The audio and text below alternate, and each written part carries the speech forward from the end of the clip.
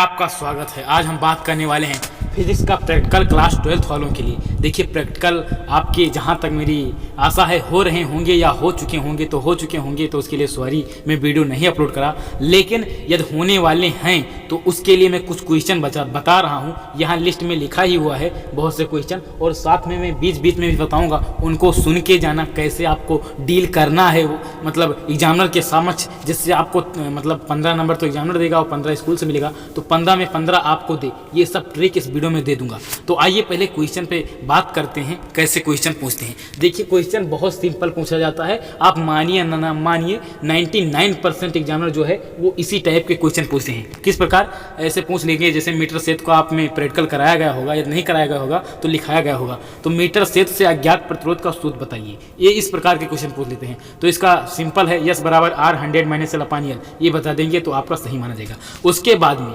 अब देखिए जो अब आ रहा है ये बहुत पूछते हैं, वेग की परिभाषा बताइए, चाल की परिभाषा बताइए, ये क्वेश्चन।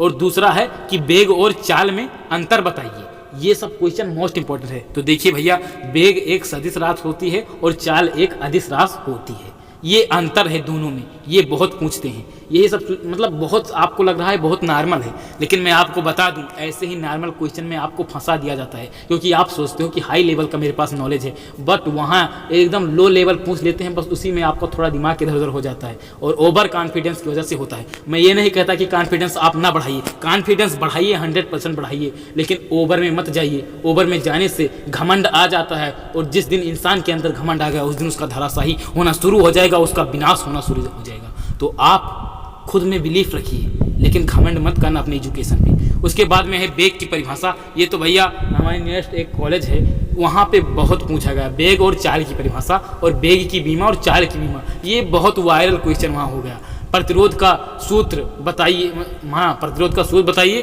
प्रतिरोध नियतांक है क्या है, ये बहुत पूछा गया। प्रतिरोध की मतलब बीमा होती है या नहीं, ये सब क्वेश्चन पूछे गए। प्रतिरोध का मात्रक, विशिष्ट प्रतिरोध का मात्रक, ये क्वेश्चन पूछे गए। ये सब क्वेश्चन सरल हैं, लेकिन आपको ध्यान में रख के जाना है। विशिष्ट चालकता क्या है, विशिष्ट प्रतिरोध क्या होता है, ये सब चीज़ें। विशिष्ट प्रतिरोध क्यों विशिष्ट कहा जाता है, विशिष्ट क्यों लगा, ये सब चीज़ें पूछी गई हैं। तो ये सब चीज़ें आप याद रख के जाना। अब आइए वेग की परिभाषा देख लेते हैं। तो समय पर अंतराल में हुई विस्थापन परिवर्तन को वेग कहते हैं। एक्चुअली देखिए मैंने जब भी फिजिक्स पढ़ा है या जब भी अभी भी जब पढ़ता हूँ तो मैंने कभी परिभाषा को रटने का प्रयास नहीं किया। मैं फार्मूले से ही जो है उसका जो है परिभाषा बना देता हूँ, डिफिनेशन बना देता हूँ। तो समय अंतराल में हुई विस्थापन परिवर्तन को वेग कहते हैं। सिंपल परिभाषा है, वेग बराबर ΔS/ΔT। अब मान लीजिए आपसे वेग का मात्रक पूछ लें तो यहाँ मैंने बगल में लिख दिया हूँ मीटर पर सेकेंड। और दूसरी चीज़ ds/dt कहेंगे तो चलेगा, क्योंकि वो अवकल रूप में होता है, इंस्टेंटेनियस मतलब तात्क्षणिक वेग के लिए उसका सूत्र है। हाँ ये क्वेश्चन भी पूछा गया था कि तात्क्षणिक वेग के लिए सूत्र बताइए, तो भैया ds/dt यही कह देना है। उसके बाद चाल। अब आइए चाल की परिभाषा देखते हैं। तो चाल देखिए यही थोड़ा अंतर है, वेग में विस्थापन रिलेटेड रहेगा क्योंकि वेग सदिश राशि है और चाल अदिश राशि है, इसलिए दूरी रहेगा। ये बहुत माइनर चीज़ देखते हैं, आपको लग रहा है ये सब हलवा है, लेकिन नहीं, ये सब चीज़ें आप याद रखिए। यही सब चीज़ें आपको जो है हाई लेवल के क्वेश्चन में भी देखने को मिल जाएंगी। वहाँ स्टेटमेंट तो बड़ा लिखा रहेगा, लेकिन शॉर्ट में यही विस्थापन दूरी लिख देंगे, बस उसी में थोड़ा इधर उधर करोगे पूरा गलत हो जाएगा। सदिश और अदिश राशि में बहुत बड़ा डिफरेंस होता है, ये चीज़ आप 11 से पढ़ते आए हो, मुझे ज़्यादा बताने की जरूरत नहीं पड़ेगी। तो चाल की परिभाषा, समय अंतराल में हुई दूरी परिवर्तन को चाल कहते हैं। अथवा यदि परिभाषा नहीं बताना चाहते हो तो सिंपल काम है जी, चाल बराबर दूरी बटा समय बोल देना। अब आइए इसकी बीमा के ऊपर थोड़ा फोकस कर लिया जाए। तो देखिए चाल और वेग आज बहुत क्वेश्चन पूछा गया, आज ही था वहाँ प्रैक्टिकल बगल नियरेस्ट मैंने देखा है, बहुत ही ये क्वेश्चन पूछा गया, चाल और वेग की बीमा। तो Lt⁻⁻1 चाल और वेग दोनों की बीमाएं यही होती हैं। उसके बाद त्वरण का क्या है, ये भी क्वेश्चन पूछा गया था। तो वेग परिवर्तन के समय दर को त्वरण कहते हैं, और त्वरण की बीमा तो Lt⁻²। और अगला क्वेश्चन मैं आपको इस तरह बता दूं, विद्युत धारा की परिभाषा बताइए, मात्रक बताइए, क्या ये मूल मात्रक हैं, ये क्वेश्चन आप तैयार कर लीजिए, ये बहुत पूछते हैं एग्जामिनर। उसके बाद में है आइए बल की बीमा, ये भी बहुत पूछते हैं, बल की बीमा Lt⁻²।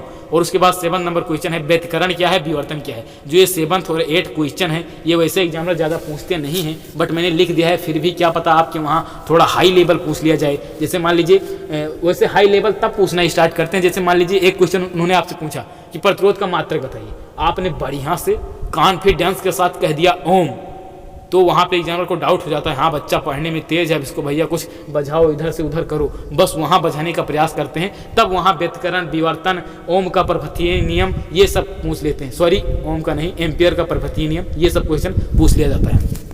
आइए अब आगे देखते हैं।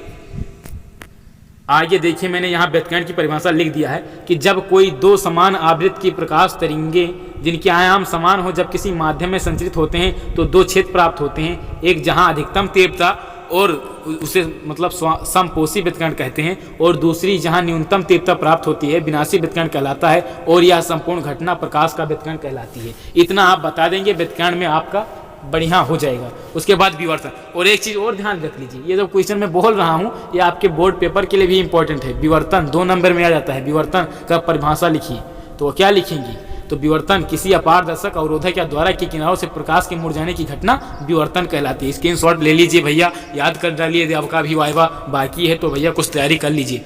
उसके बाद फ्रिंज चौड़ाई, तो फ्रिंज चौड़ाई लैम्डा डी अपान स्मॉल डी, लैम्डा उसके बाद कैपिटल डी अपान स्मॉल डी होता है।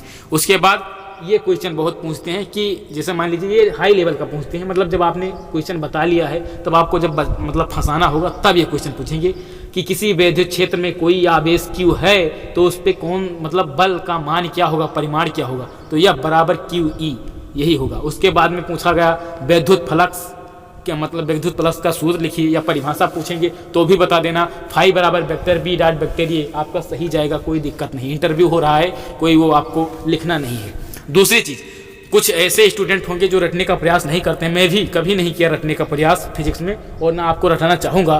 तो आप एक काम करना, एग्जामिनर जो होता है वो अपने पास एक वो लिया होता है नोट, एक पेपर लिया होता है, आप उनसे पेपर लेना, कहना सर प्लीज़ आप पेपर दे दीजिए मुझे, आपको मैं इसमें लिख के दिखा दे रहा हूँ। तो वहाँ पे लिख के दिखा देना, वो और अच्छा मानेगा कि हाँ आप रटना नहीं चाहते हो, आपने कॉन्सेप्ट बिल्ड कर रखा है। तो ये सब चीज़ें ध्यान में रखना। आप उनसे पेपर ले लेना, ये मत सोचना कि पेपर में लेकर नहीं आया, ये हुआ वो हुआ, उनसे ले लेना और कह देना कि मैं सर एक कॉपी में आपको दिखाना चाहता हूँ। उसके बाद में है कांच का अपर्तनांक, ये क्वेश्चन पूछा गया। हाँ, इसी में एक क्वेश्चन और याद आ गया जो आज बहुत वायरल हुआ क्वेश्चन, बहुत पूछा गया, एग्जामिनर ने पूछा, वो ये था भैया कि एक जो है प्रकाश, एक प्रकाश है वो कांच से मतलब गुजर रही है, तो उसमें प्रकाश की चाल क्या होगी, मतलब प्रकाश की चाल क्या होगी, और उन्होंने बता रखा था कि कांच का अपर्तनांक 1.5 है। तो इसका आंसर आप कमेंट में मुझे ज़रूर देना कि यदि कोई प्रकाश जो है, कोई प्रकाश है जो है वो कांच से गुजर रही है और कांच का अपर्तनांक 1.5 है तो उसकी चाल क्या होगी, मतलब प्रकाश की चाल क्या होगी। ये क्वेश्चन आपके विद्या क्वेश्चन बैंक में मिल जाएगा, इसका आंसर मुझे कमेंट में चाहिए। मैं ये देखना चाहता हूँ कि आप इसको पढ़े हो या नहीं, ये सब क्वेश्चन पूछ सकते हैं। वायु का अपर्तनांक, एयर अथवा वैक्यूम, कभी कभी कह देते हैं कि निर्वात का अपर्तनांक बताइए, तो 1। उसके बाद में अपर्तनांक की परिभाषा बहुत पूछी जाती है कि अपर्तनांक की परिभाषा बताइए, तो अपर्तनांक बराबर होता है प्रकाश की चाल बटा माध्यम में प्रकाश की चाल, प्रकाश की चाल बटा माध्यम में चाल। तो यही सब बहुत इंपॉर्टेंट है, ये सब छोटे छोटे आपको लग रहे होंगे बट ये बहुत पूछे जाते हैं। बस 8 नंबर जो क्वेश्चन है ज़्यादा इंपॉर्टेंट नहीं है तो इसको दिखाने का प्रयास नहीं करूँगा। उसके बाद में आप कुछ एक्स्ट्रा लेते जाइए नॉलेज। विद्युत आवेश बहुत पूछा गया आज कि विद्युत आवेश की परिभाषा बताइए। स्टूडेंट ने ये बताया परिभाषा तो सुन लीजिए। उन्होंने कहा कि आवेश वो होता है जो धनावेश होते हैं, ऋणावेश होते हैं। भैया ये कौन सी परिभाषा है? विद्युत आवेश की परिभाषा साफ साफ सुन लीजिए, जो सही है उसको जान के जाइए। वह पदार्थ का वह गुण जिसके कारण उसके चारों ओर वैद्युत क्षेत्र अथवा चुंबकीय क्षेत्र या वैद्युत क्षेत्र तथा चुंबकीय क्षेत्र दोनों उत्पन्न होता है, क्या कहलाता है? आवेश कहलाता है। देखिए, यदि आवेश स्थिर रहेगा, यदि मान लीजिए कोई आवेश रुका हुआ है तो उस पर केवल एक और विद्युत क्षेत्र उत्पन्न होगा उसके चारों ओर, ना कि चुंबकीय क्षेत्र। लेकिन यदि कोई गतिमान है तो चुंबकीय क्षेत्र उत्पन्न होगा। तो ये सब क्वेश्चन बड़े मोस्ट इंपॉर्टेंट है बोर्ड एग्जाम की दृष्टि से, आपके वाइबा सभी के दृष्टि से, आपके आगे की प्रतियोगी परीक्षाओं के लिए भी। तो आज की वीडियो यहीं पे समाप्त करते हैं, अगले वीडियो में फिर मिलेंगे, तब तक के लिए सैनिक ऑफ। जय हिंद, वंदे मातरम।